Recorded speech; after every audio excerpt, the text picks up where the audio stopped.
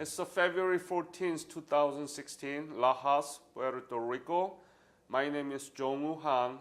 I am the president of Korean War Legacy Foundation, and this is my great honor and pleasure to meet you and to be able to listen from you about your service.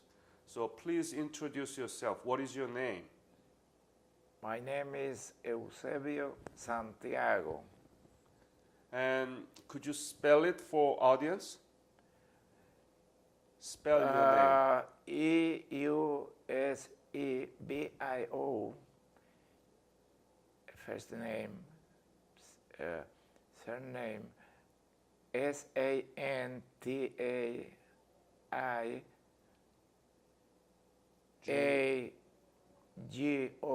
Santiago. Yes. What is your birthday? My Your birthday. My Birthday. birthday. Yeah, when were you born?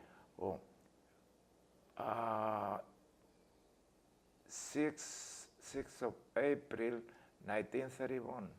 April 6, 31. 1931. Were you born in Puerto Rico? Here in Sabana Grande, Puerto Rico. You want me to spell Sabana Grande? No. But that's the hometown of Noemi, right? Noemi. Yeah. Good to have you. Was, her father was. Noemi's father?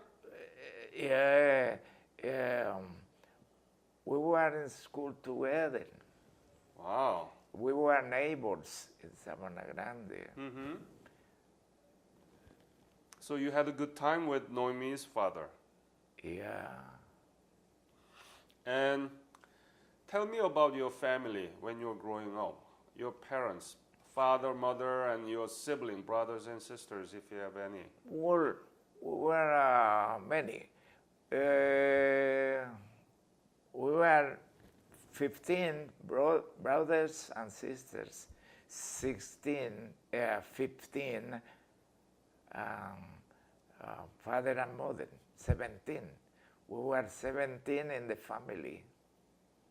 Numerous. So you have 15 brothers and sisters, including you, and then father and mother. So it's all 17. I was born in the country.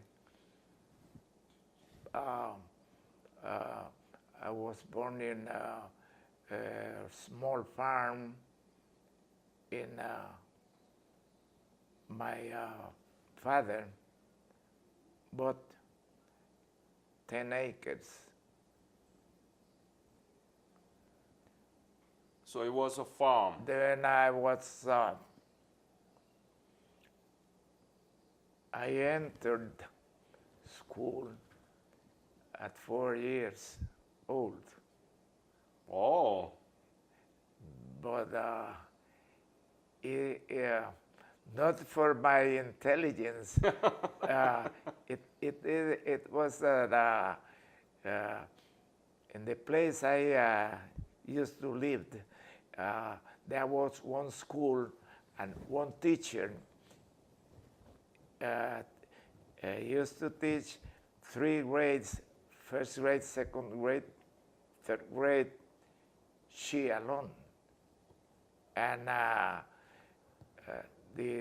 for the 4th year, I have to go to town. All children's. The thing is that the place where I lived, the teacher, after the 3rd grade, the children have to move, the students to move to town to continue school.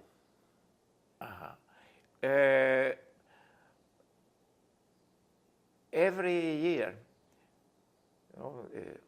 when the 1st grade passed second, third, then the teacher have to have a group of children to begin the 1st year. And she alone, during the vacation time, had to go along the country to make, in order to make a group for the first grade, to begin the first grade. Yeah. So one day I was at home talking with a mother, and the teacher used to the transportation by that 1935 was by horse. The teacher, well, my mother saw the teacher arriving on horseback to my home. And then she said, well, go to the farm and stay over there, because Mrs. Lugo is coming, and they can't see you. You have only 4 years, and you can't go to first grade. But I went to the farm, but 15 or 30, I guess, no, but 30 minutes later, it began to rain. I was on the farm, began to rain, and then I ran to my home. I forgot what my mother said, not to stay out of home. And when I entered the house, there's Miss Lugo was waiting for me. That's how. But always my mother kept telling her, she's a small kid. She's only 4 years old. And then Mrs. Lugo used, she had to make anyway the first grade to complete. Even she they was having 4 years, 5, 10 years, 12 years for the first grade. Because she had to have to form a first grade to continue the chain, first grade, second grade, third grade. Yeah. So you joined her. I remember that the teacher asked me two or three questions, and she said, he's intelligent. But my mother always keeping, he's a child.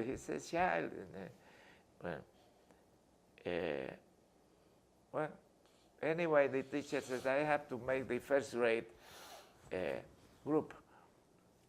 And anyway, the classes, the vacations ended, and then I went to the first grade. And the first job I had in school is that the teacher used to horse to go from town to the school. Okay. In the country. No, so when did you finish your high school?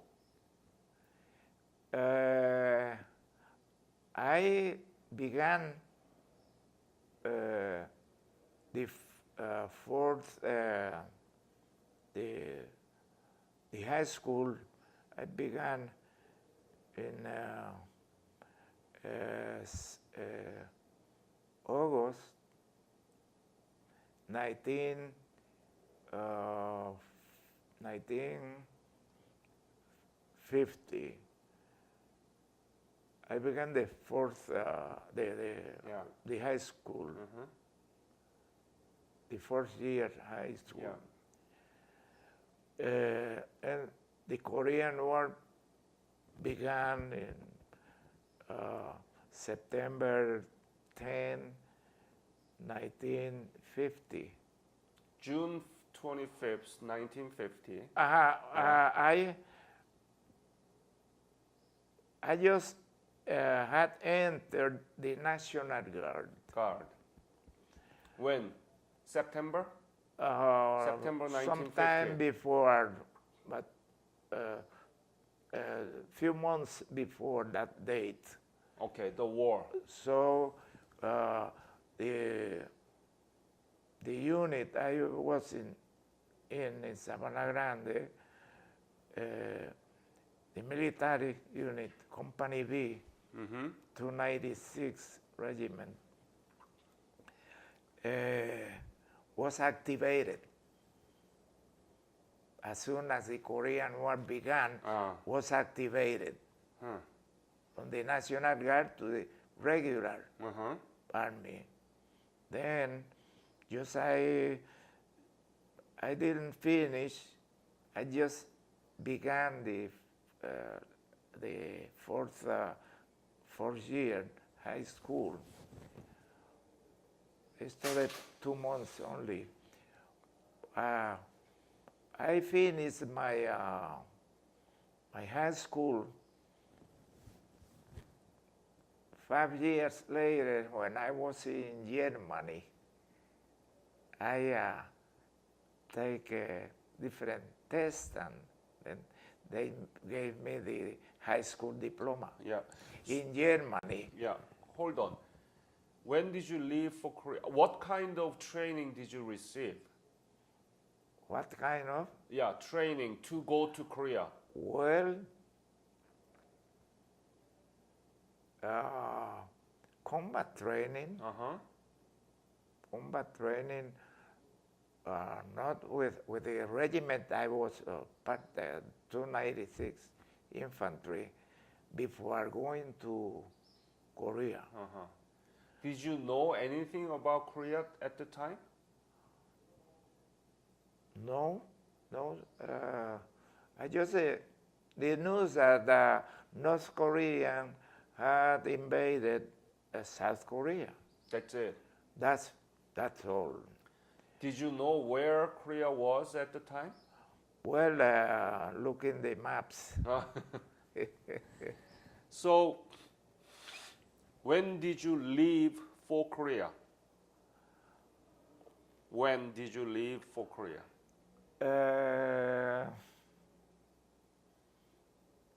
At the end of 1951. At the end of 1951? Probably November, October. November 1950 or 51? 51. Oh, okay. 51. But it was a long trip to Korea. But we lived the group. Let me tell you that when the Korean War began, the 65th Infantry Regiment was active. Yeah. From the Second World War, that regiment stood active. When the Korean War began, it was taken to Korea. And then, as long as the regiment, the soldiers, some of them were wounded, some of them died, some of them had completed their term, then the regiment, 66th, needed to replace those soldiers. And that's the reason why the regiment I was in, the National Guard, was activated. But taken to Korea, it was for groups. You know, from each company, they sent a group. Some of them were, they asked for the volunteers first. And later, for example, the company used to be, they choose us, the group, by lottery. You know? By lottery, yes. Yeah. And I, in the second group, I went.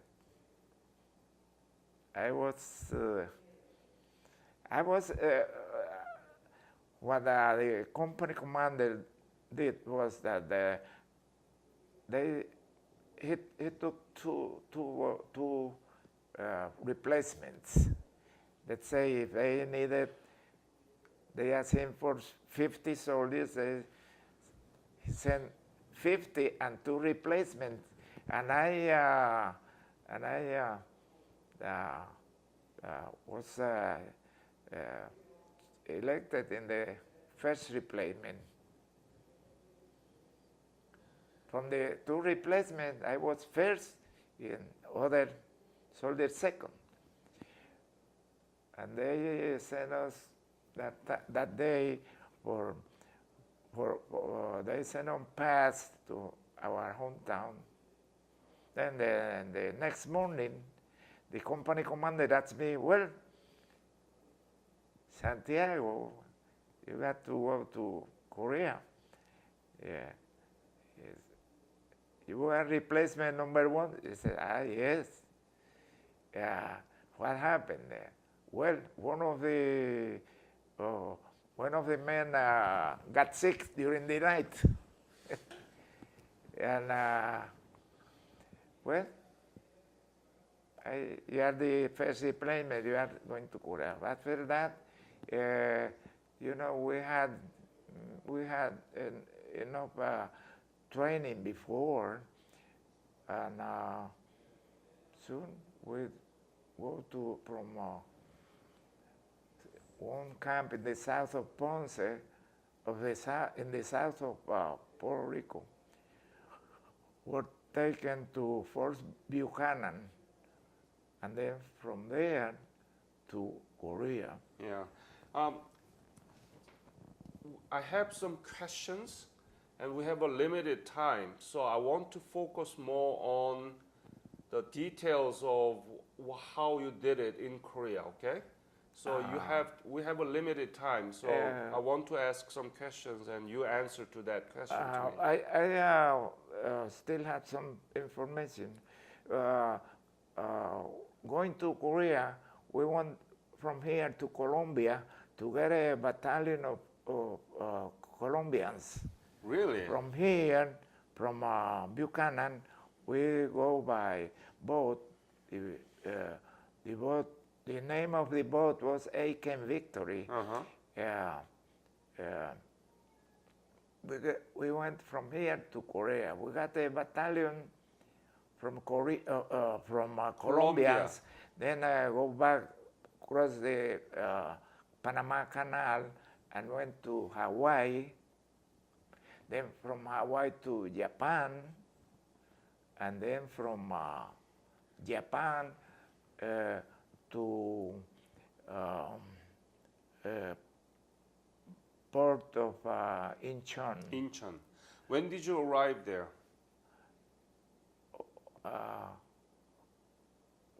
When? Yeah. Incheon. Just beginning the 1952. Okay. Good. So from Incheon, where did you go? Directly to the battlefront. Battlefront. Because, you know, I remember after we got out of the boat in Incheon, the trucks were waiting for us, and I remember that I traveled from east to west. No, west to east. No, along parallel 38. Yes. You know, Incheon is West. at the west. Yeah. So you went to east. To cross Yes. parallel 38 because the United Nations line was crossed Korea. Yeah. The same as Chinese and North Korean, that they crossed North Korean. What was the name of place did you go? No, I Was it? really, because it was the first time I was in Korea. We travel in trucks, and the first time I went to Korea, I remember one name, the one town, Chorwon. Chorwon, yes. Chorwon. Uh-huh. And the rest of the, almost, I guess, half of the time, we went along the Engine River. Imjin River, yes. And I guess it was a little over parallel 38. Little, the eastern part, a little over parallel 38. Yeah. What was your specialty? I was a rifleman, Rifleman. the one in the front. So tell me about the story of your combat. Well, by that time, conversations were beginning. For ceasefire. But the war continued. Yep. And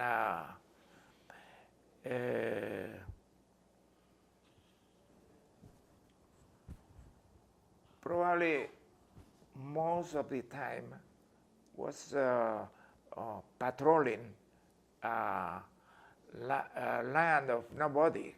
That's on one part the Chinese and North Korean line, and the other side the United States, United Nations line.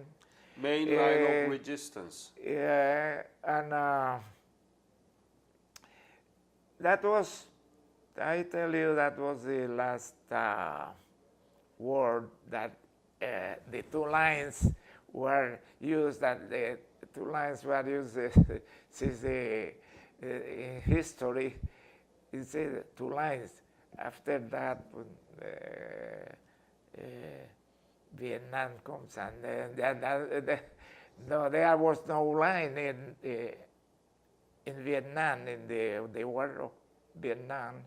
That is was the first time that you didn't know where you were. But by the time last time I was in Korea, we know that to the south were friends, the north enemies. Yeah.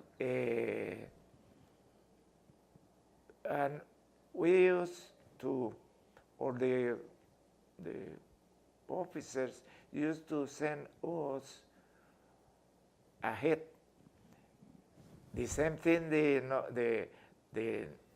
North Korean and Chinese did, come ahead too, and sometimes patrols find each other. But really, it was during the night that the patrols were used most of the time.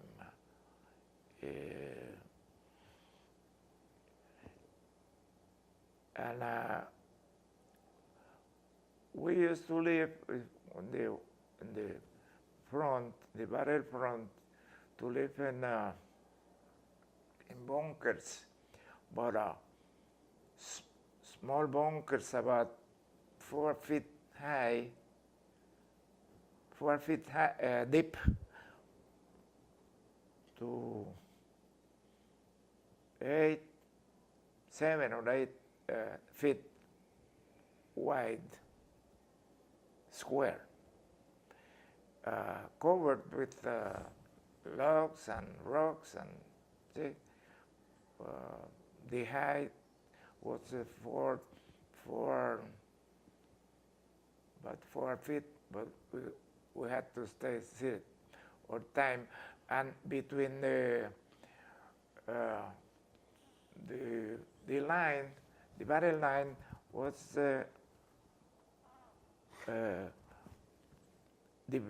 made bunkers about 15, 20 feet from each bunker to another, to another, to another.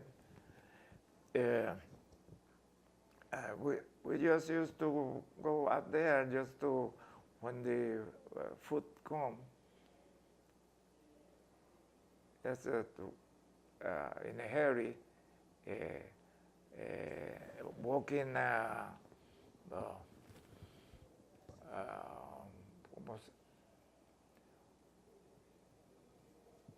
walking not too straight, because the Chinese could see you walking. Got to just walk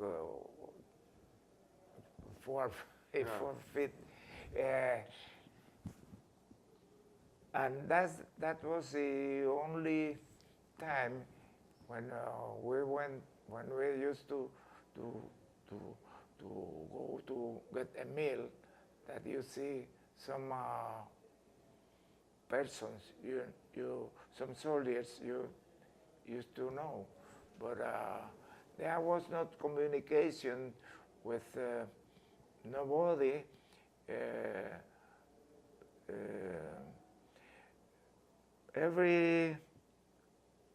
For the ones who were in the bunkers living, well, no shaving, no bath, no nothing. Every 2 or 3 weeks, we used to go taken by trucks 12, 15 kilometers back to get a shower. Mm-hmm. But we usually stay 1 month without getting a shower. So, was there any dangerous moments in the battle or in night patrol? Do you want to share that story? Well, I made a few patrols during the night, but directly I never found other patrols from the other side coming. Mm-hmm. Sometimes we fired without sin, just to let the enemy know that we were guarding the place. And sometimes tanks come.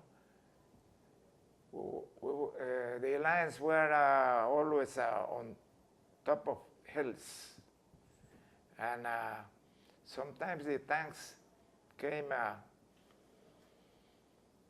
to the top. They used to fire heavy weapons 2 or 3 kilometers ahead, 2 or 3 kilometers ahead. Where there was, by the time I was there, it was winter time, and when the Chinese cleared the place where they were walking, see, we had sometimes with the brown, instead of seeing the all white, a trace of brown earth. And then the tanks come and they fired over there 3 or 4 kilometers ahead. The thing is that the tanks is a top. The tank came and they shoot, and they go back. They again, but when the Chinese and North Korean began fighting, from there they had lenses and they knew where the place where this fire was started, and then they sent us ammunition. But the tanks, what they do is one day the North Korean began fighting back. When the tanks went like this, and they go back 2 or 3 kilometers back, and then we stood, the riflemen stood in the line. Were you wounded? No. No. My friends of mine were, some of them disappeared in Sabana Grande, my hometown. Two of them disappeared. We don't know if they were killed or taken prisoners. We never knew it.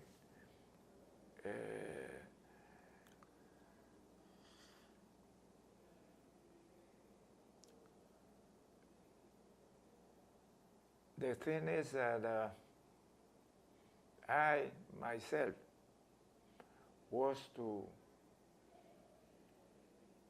I re-enlisted for 2 years. I enlisted for 2 years, activated, and by September,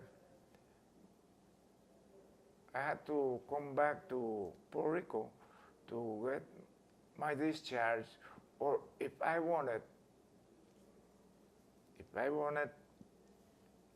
re-enlist right on the lines.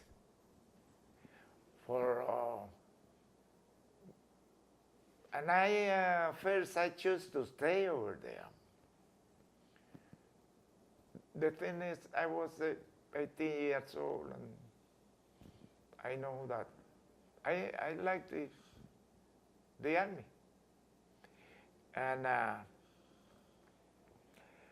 I thought I was doing the defending democracy, especially a country that was attacked, South Korea, that before it was Korea only, it should be friends.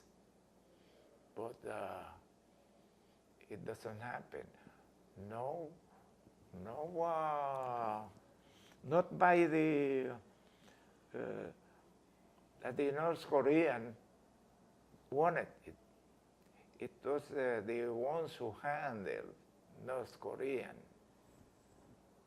Yeah. That in that case were the communist Russia. Mm-hmm. Russia. When the Korea was divided, and the United Nations took this divide by Parallel 38. It was to help the Korea to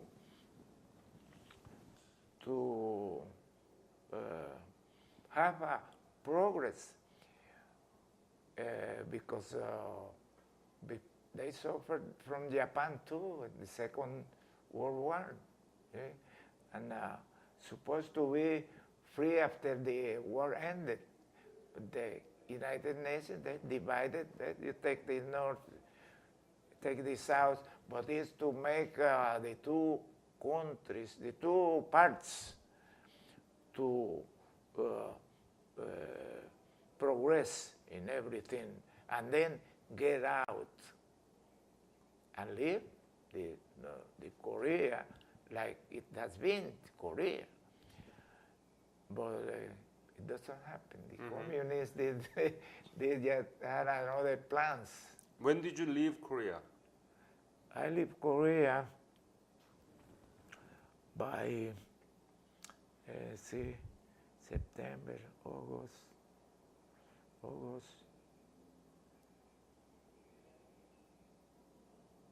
I guess it was by August Of because 1953. 52, 52 because I had to come back to Puerto Rico. I told you I was going to stay in Korea and re-enlist for 3 years in the battle line because they used to give some, by that time, if you re-enlisted for 3 years, they used to give $3,000. And $3,000 was about 30 or 40,000 now. By that time, Much more than that. much more. And But you and come back. also I liked the army by that time too. But you came back, right? But I decided there was a friend of mine that we were always, I tell you, in sports, when we were in resting area, in school in Sabana Grande, my friend's name was Untitled Santiago. I said, well, Eusebio, we are going to re-enlist here. And they said, but one day we were in the resting area. They used every month to go to the resting area, but it was a training area instead of resting area. Yeah. Eusebio, we have only 15 minutes left, so I would like to ask more questions to you, okay? What is the Korea that you remember when you left in 1952? What is the Korea in your memory? Well, the first farmers working in the rice fields. I guess one of the photos I give you. I'm standing right in the rice field.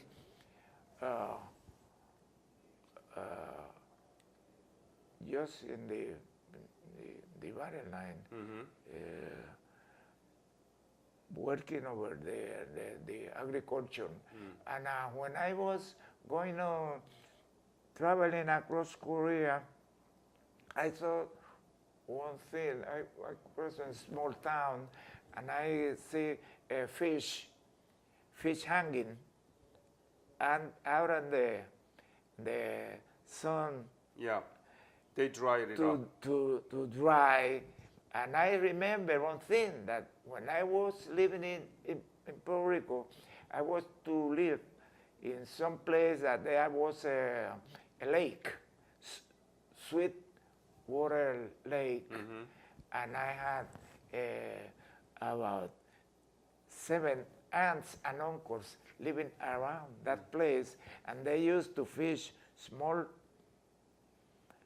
fish, thin, and they used to open them in there and put salt and hang them in the out in the sun, to hang them and keep them for 8-10 days salted, and after that they took them to eat them fried. And I saw that in a small town in Korea. Yep. It's been more than 65 years after you left, around 60 years. And you remember the Korea when you were there, right? Yeah. And do you know what happened to Korea now? Yeah, it happened. I know because I keep reading and studying the history. Yeah. And I know about that Korean War. I know a lot of things Yeah. that probably, well, I know, probably you know them. The one thing is, you know, the president of North Korea, he's a young man, 29, 30 years, probably. But he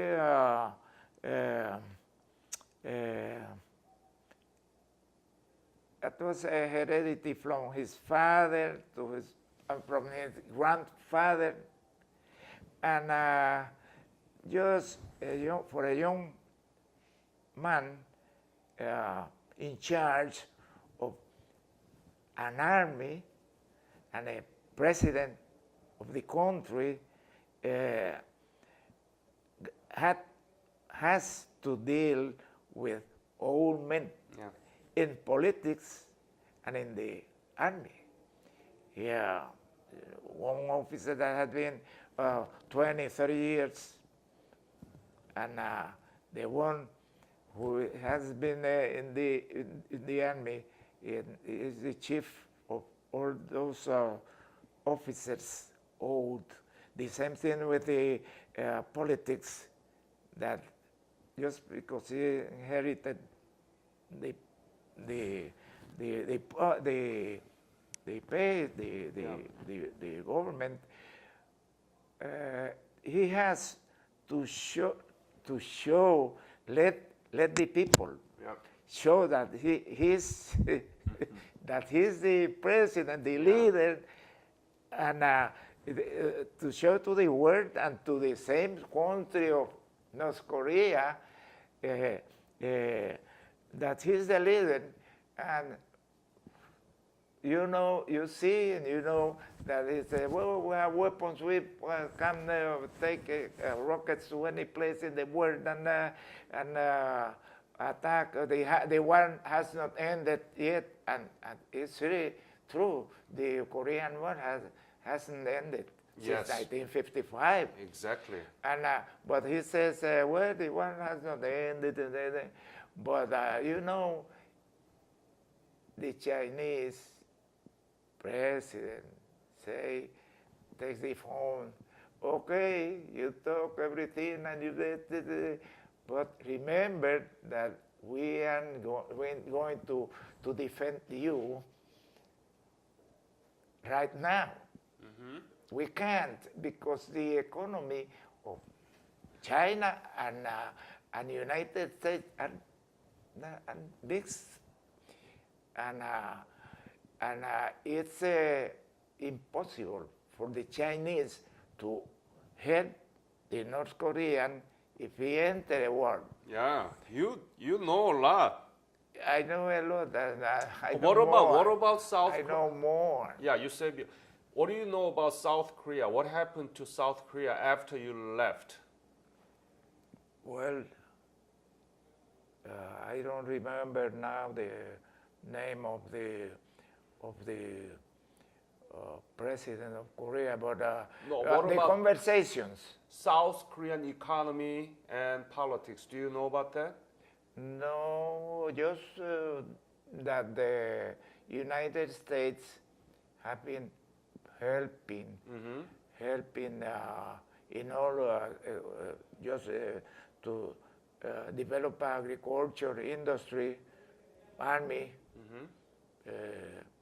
everything, helping to develop in all ways. And the people of South Korea know that. And also the ones in North Korea, they know it, they also the same, but in a communist country, you can, it's not for the ones that are in charge, that's what they think. What they think.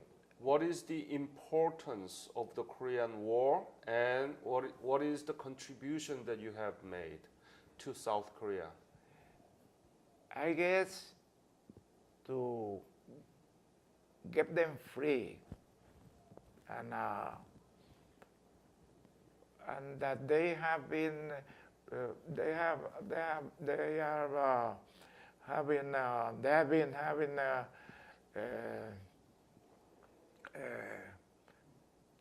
developing agriculture in industry, agriculture, the army too, in armed forces. They got powerful arms because they got to defend in case of a North Korean attack. But that is what I think not going to happen because the Chinese, well, you can talk everything you say, but Eusebio, I want you to know that Korean economy now very big, 11th largest in the world. Can you believe that? Can you believe that Korean economy is 11th largest in the world? 11th largest. It's a big economy. Can you imagine? Yeah, I know that. You know that? You know, what do you think when about? there are cars made in Korea, yes, there are cars, clothing, shoes, some hardware, more models, hardware products. Yep. From Korea, and a lot more from China. Yeah. China. They say, well, talk what you want, but stay quiet. So what do you think about the Korean economy? How did it become so big? That was a very poor country, right? Yeah, but they have the willingness of progress. I talk you, and because I was in Germany, almost the same thing happened in Germany, divided by the communists. No, that was not communist. I was there from, I re-enlisted when I come back to Puerto Rico for 3 years, and I stood about a year and a half in Germany, and that was destroyed by the Second World War. Yes. And I saw myself, men, women, children, working in agriculture, working in construction, and they have a great progress. So second largest economy in the world? No, third or fourth. Anyway. They have worked hard. Yes. Too hard. The same as in Korea. Yes. They work. The government, you know, the government have work good, but also the United States have helped them. Yes. Yeah, and I hope they continue progress, and I hope to sometime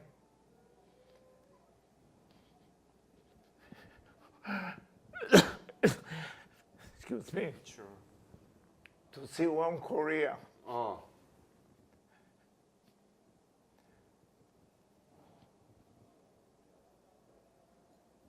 You want to see one Korea?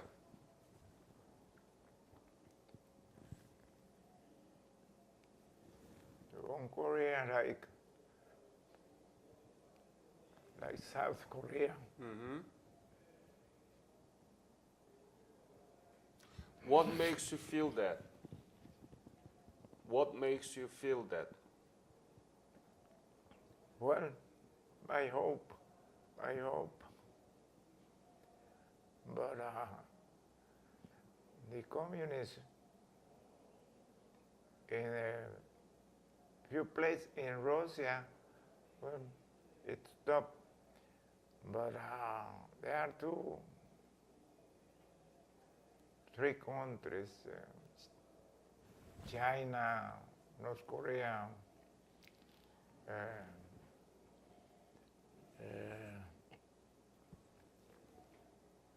Iran,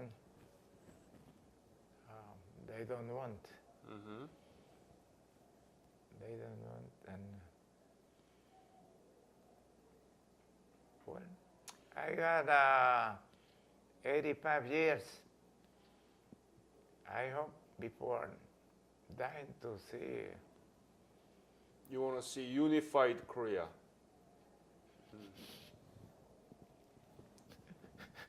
Mm.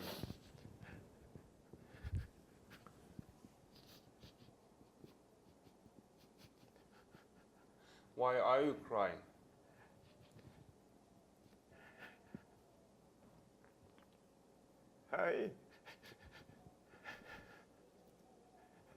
I tell you, I served in the army, volunteer for 5 years. At my age, 85, democracy wants me. Mm. I defend democracy. Mm-hmm. Excuse me. Yeah, Yeah. no. Okay. Some other question, please. So tell me, what is Korea to you personally? How do you feel about Korea personally? How I feel about Korea? Yeah. Well, that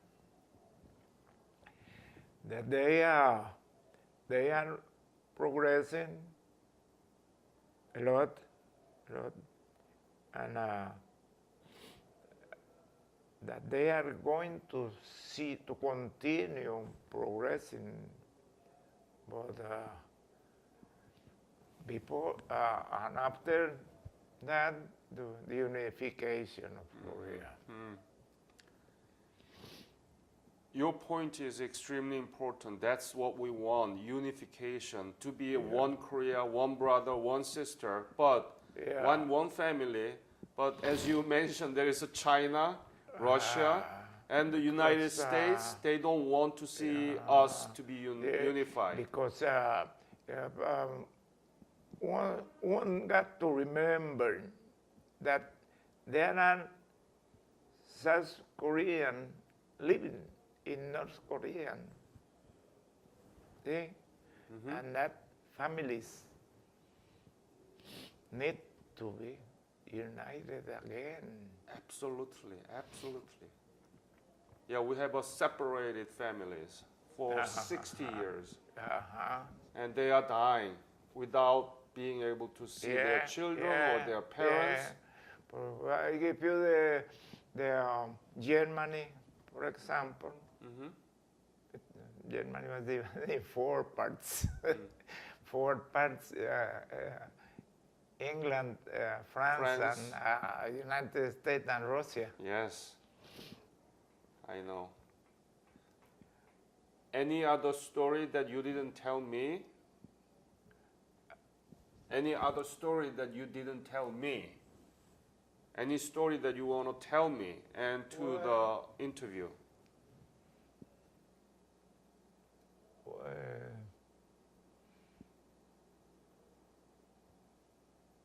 I'm thinking. I told you if the democracy want me, I will in 85 years. I will go volunteer with no payment to defend democracy. Wow. That includes Korea, Germany, where I was stationed. Yeah, go ahead. And that it has been a pleasure to know you and Noemi also, because Noemi was born in the States. And anyway, you need some other information, you can write to me or ask in the, you got my phone and Yes. my address, something probably you want to know that I forget. Or, So it has been a pleasure. Yeah. Do you read books a lot? Yeah, I'm continue reading not books. I read the papers. You know, sometimes I gather the papers because I have no time some to read them, but I keep them. Okay. And what a brother of mine that lives in Florida, he studies psychology. He said, well, you have the newspaper, but as they pass 1 or 2 days, that is history. Do you want to? And I read everything in the papers. And in some other, anyway,